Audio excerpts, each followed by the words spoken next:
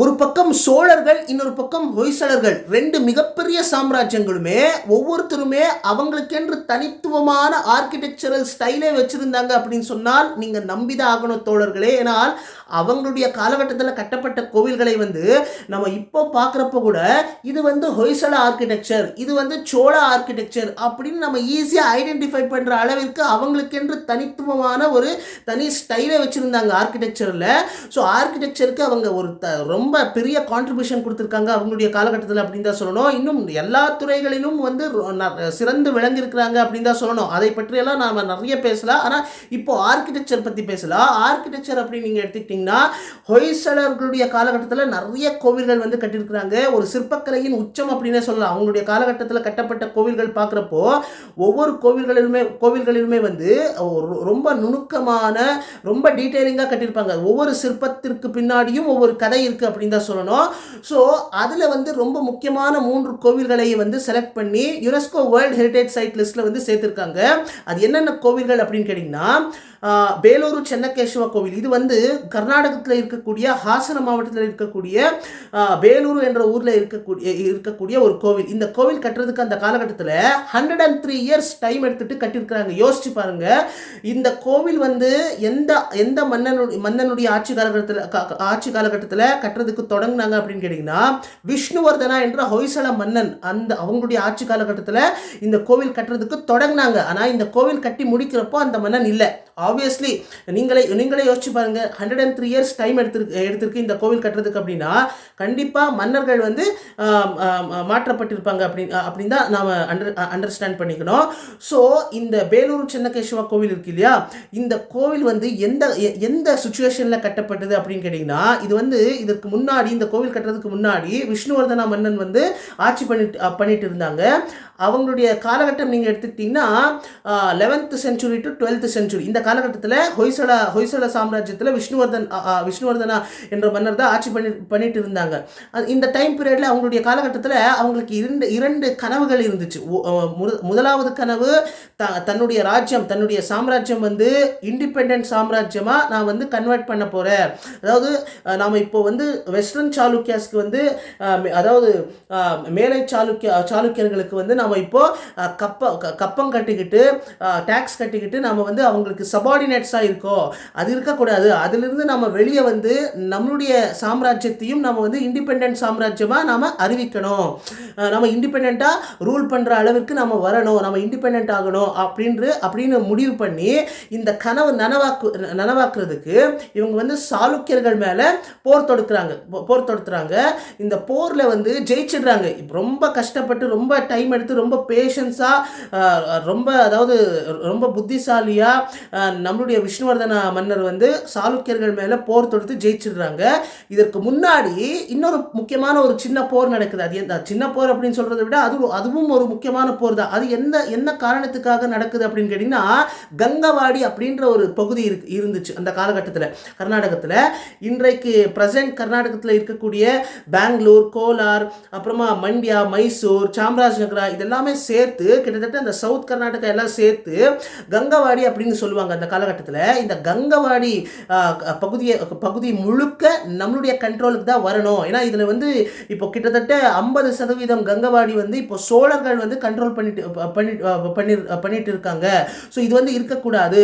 அந்த 50% முழுக்க இந்த கங்கவாடி முழுக்க நம்மளுடைய கண்ட்ரோலில் தான், ஹொய்சலர்களுடைய கண்ட்ரோலில் தான் இருக்கணும் அப்படின்னு நினைச்சு சோழர்கள் மேலே போர் தொடுத்து சோழர்கள் மேலேயும் ஜெயிச்சிடுறாங்க விஷ்ணுவர்தனா மன்னர். இவங்க சோழர்கள் மேலே எங்கே போர் தொடுத்துறாங்க அப்படின்னா தல்காடு அப்படின்ற ஒரு ஊரில் தான் அந்த லொக்கேஷனில் தான் போர் நடக்குது. சோழர்கள் அதாவது ஹொய்சலர்கள் சோழர்களை எதிர்த்து போர் தொடுத்துறாங்க. இந்த போரில் ஹொய்சலர்கள் மிகப்பெரிய வெற்றி அப்படின்னு சொல்ல ஜெயிச்சிடுறாங்க. இந்த போரில் விஷ்ணுவர்தனா அவர்கள் ரொம்ப டாக்டிக்ஸ் எல்லாம் யூஸ் பண்ணி சோழர்கள் மேலே போர் தொடுத்து ஜெயிச்சிடுறாங்க. இந்த போருக்கு பிறகுதான் நிறைய செலிப்ரேஷன்ஸ் எல்லாம் பண்ணுவாங்க. இந்த போரில் ஜெயிச்ச பிறகு கங்கவாடி முழுக்க இவங்களுடைய கண்ட்ரோலுக்கு வருது இல்லையா.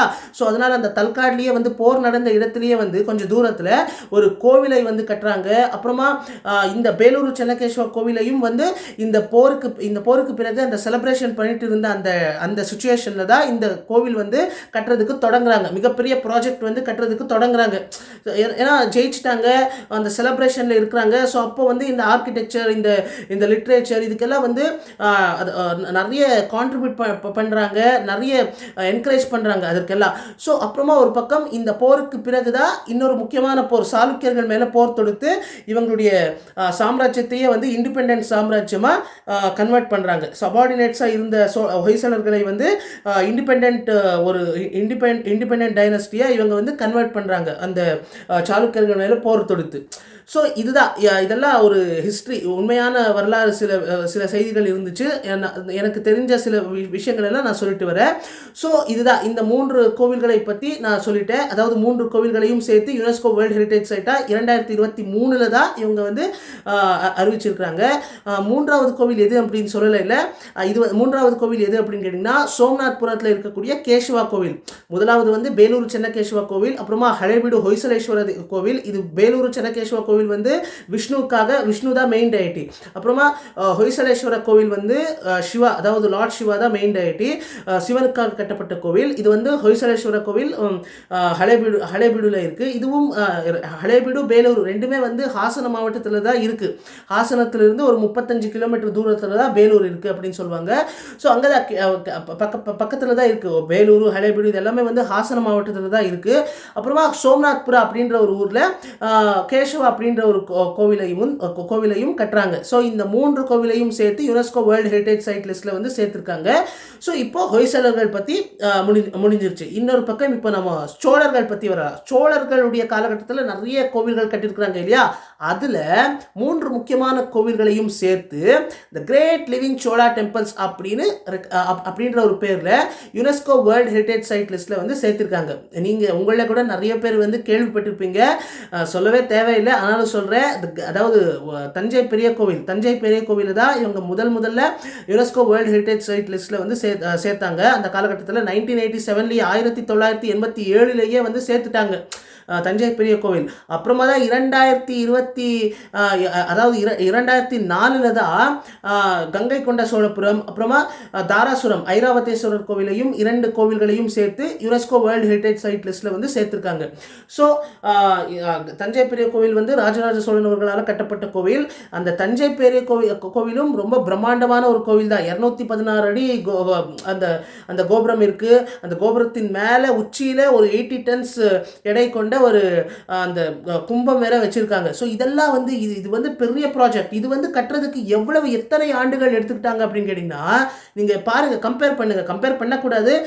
ஏன்னா ஹொய்சலர்கள் அப்படின்னு நீங்கள் எடுத்துக்கிட்டிங்கன்னா அவங்களுக்குன்னு தனி ஆர்கிடெக்சரல் ஸ்டைல் இருக்கு. ஆனால் இவங்களுடைய காலகட்டத்தில் இவங்க ஒரு கோவில் கட்டுறதுக்கு கிட்டத்தட்ட ஒரு கோவில் கட்டுறதுக்கு 103 இயர்ஸ் எல்லாம் டைம் எடுத்திருக்காங்க. ஆனால் இங்கே நம்மளுடைய ராஜராஜ சோழன் அவர்களால் கட்டப்பட்ட இந்த தஞ்சை பெரிய கோவில் வந்து 1003 AD to 1010 AD 7 இயர்ஸ், அவ்வளவுதான். 7 ஆண்டுகளிலேயே அவ்வளவு பெரிய பிரம்மாண்டமான கோவிலை வந்து கட்டி முடிச்சிருக்காங்க அப்படின்னு சொன்னால் நீங்கள் யோசிச்சு பாருங்க. இங்கே வந்து ஹொய்சலர்கள் வந்து ஒரு கோவில் கட்டுறதுக்கு 103 இயர்ஸ் டைம் எடுத்திருக்காங்க.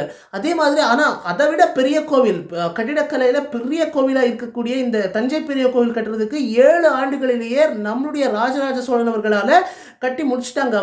அவங்க வந்து யோசிச்சு பாருங்க, அவங்களுடைய காலகட்டத்தில் இந்த ப்ராஜெக்ட் வந்து இவ்வளவு சீக்கிரமாக பண்ணி முடிக்கிறதுக்கு எப்படி அவங்க வந்து திட்டம் போட்டிருப்பாங்க. இதை பற்றியெல்லாம் யோசிக்கிறப்போ ரொம்ப ஆச்சரியமாக இருக்குது. ஸோ அப்புறமா இந்த கங்கை கொண்ட சோழபுரத்தில் வந்து நீங்கள் நல்லா பார்த்தீங்கன்னா தஞ்சை பெரிய கோவில் மாதிரியே இருக்கும் ஸ்ட்ரக்சரல் ஆர்கிடெக்சரெல்லாம். ஆனால் அதில் என்ன ஒரு மெயின் டிஃப்ரென்ஸ் என்ன அப்படின்னு கேட்டிங்கன்னா, தஞ்சை பெரிய கோவிலினுடைய அந்த கோபுரத்தின் ஹைட் இருக்கு இல்லையா, அந்த ஹைட்டை விட இந்த கங்கை கொண்ட சோழபுரத்தினுடைய கோபுரத்தினுடைய ஹைட் வந்து கொஞ்சம் கம்மியாக இருக்கும். ஏன்னா அதுக்கு வந்து நிறைய வரலாற்று ஆசிரியர்கள் என்ன சொல்லுவாங்க அப்படின்னா, இது வந்து தந்தைக்கு, அதாவது ராஜேந்திர சோழன் அவர்கள் வந்து தன்னுடைய தந்தை ராஜராஜ சோழன் அவர்களுக்கு மரியாதை செலுத்தும் விதமாக தன்னுடைய அப்பாவுக்கு நிகராக நான் இல்லை, எப்போவுமே தன்னுடைய அப்பா தான் எனக்கு குரு மாதிரி, அதனால அவங்களுக்கு நிகராக நான் வந்து அவங்களுக்கு சமமாக நான் இல்லை, அதனால இந்த கோபுரம் வந்து தன்னுடைய அப்பா கட்டிய அந்த தஞ்சை பெரிய கோவிலினுடைய கோபுரத்தை விட கொஞ்சம் குறைவான ஹைட்டில் தான் நான் கட்டியிருக்கிறேன் அப்படின்னு அந்த காரணத்தினால அந்த மாதிரி கட்டியிருப்பாங்க அப்படின்னு சில வரலாற்று ஆசிரியர்களும் ஆய்வாளர்களும் தெரிவிச்சிருக்கிறாங்க. பாருங்க எவ்வளவு சிறந்த ஒரு பண்பு. அப்புறமா இந்த தாராசுரத்தில் இருக்கக்கூடிய ஐராவதேஸ்வரர் கோவில் எல்லாம் அதுவும் சிற்பக்கலையின் உச்சம் அப்படின்னே சொல்லலாம். 2ஆம் ராஜராஜ சோழன் அவர்களால் அவங்களுடைய காலகட்டத்தில் கட்டப்பட்ட ஒரு கோவில். அதாவது பிற்கால சோழர்கள் அப்படின்னு சொல்லலாம், இடைக்கால சோழர்கள் கிடையாது, பிற்கால சோழர்கள். அதாவது குலோத்துங்க சோழன் அப்படின்னு எல்லாம் சொல்லுவாங்க இல்லையா. ஸோ அந்த டைம் பீரியட்ல அவங்களுடைய காலகட்டத்திற்கு பிறகு வந்த சோழ மன்னர்கள், 2ஆம் ராஜராஜ சோழன் அவங்களுடைய ஆட்சி காலகட்டத்தில் கட்டப்பட்ட ஒரு கோவில். ஸோ இந்த மாதிரி ஒரு பக்கம் சோழர்கள், இன்னொரு பக்கம் ஹொய்சலர்கள். ஸோ ஹொய்சலர்கள் அப்படின்னு நீங்கள் எடுத்துக்கிட்டிங்கன்னா அவங்களுக்கென்று தனி ஆர்கிடெக்சரல் ஸ்டைலே இருக்குது. சோழர்களுக்கும் அவங்களுக்குன்னு தனி ஆர்கிடெக்சரல் ஸ்டைலே இருக்குது. ஸோ நம்ம கற்றுக்கிறதுக்கு நிறைய விஷயங்கள் இருக்குது. கன்னடா அப்படின்னு நீங்கள் எடுத்துக்கிட்டிங்கன்னா கன்னடா லிட்ரேச்சர், கன்னடா சிவிலைசேஷன், இதை சார்ந்த விஷயங்கள் அப்படின்னு நீங்கள் எடுத்துக்கிட்டிங்கன்னா இதுவும் ஒரு கடல் மாதிரி தெரிஞ்சுக்கிறதுக்கு நிறைய விஷயங்கள் இருக்குது. ஒரு பக்கம் தமிழ் சிவிலைசேஷன் அப்படின்னு நீங்கள் எடுத்துக்கிட்டிங்கன்னா தமிழ் இலக்கியங்கள் அப்படின்னு நீங்கள் எடுத்துக்கிட்டிங்கன்னா சங்க இலக்கியங்கள். ஸோ இதுவும் ஒரு கடல் மாதிரி, இதுலேயும் தெரிஞ்சுக்கிறதுக்கு நிறைய விஷயங்கள் இருக்குது. நமக்கு இயன்றவரை நமக்கு நேரம் கிடைக்கிறப்போ எல்லாம் தமிழ் புத்தகங்களுமே கன்னட புத்தகங்களுமே வந்து படிக்கிறதுக்கு நானும் முயற்சி பண்ணுறேன். என்னால் இயன்றவரை நானும் கற்றுக்கிறதுக்கு நிறைய விஷயங்கள் வந்து கற்றுக்கிறதுக்கு முயற்சி பண்ணிக்கிட்டே இருப்பேன். நான் தெரிஞ்சுக்கக்கூடிய அத்தனை விஷயங்களுமே என்னால் இயன்றவரை அந்த எல்லா விஷயங்களுமே சேர்த்து ஒரு கிரியேட்டிவான கண்டென்ட்டாக மேக் பண்ணி உங்களுக்கு தொடர்ந்து இதே மாதிரி கொடுக்கறதுக்கு முயற்சி பண்ணிக்கிட்டே இருப்பேன் அப்படின்னு சொல்லிட்டு இதே மாதிரி நல்ல நல்ல விஷயங்கள் பற்றி பேசலாம். பாசிட்டிவாக இருங்க, கண்டினியூஸ்லி நாலேஜ் கெயின் பண்ணுங்க அப்படின்னு சொல்லிட்டு அனைவருக்கும் வணக்கம் நண்பர்களே.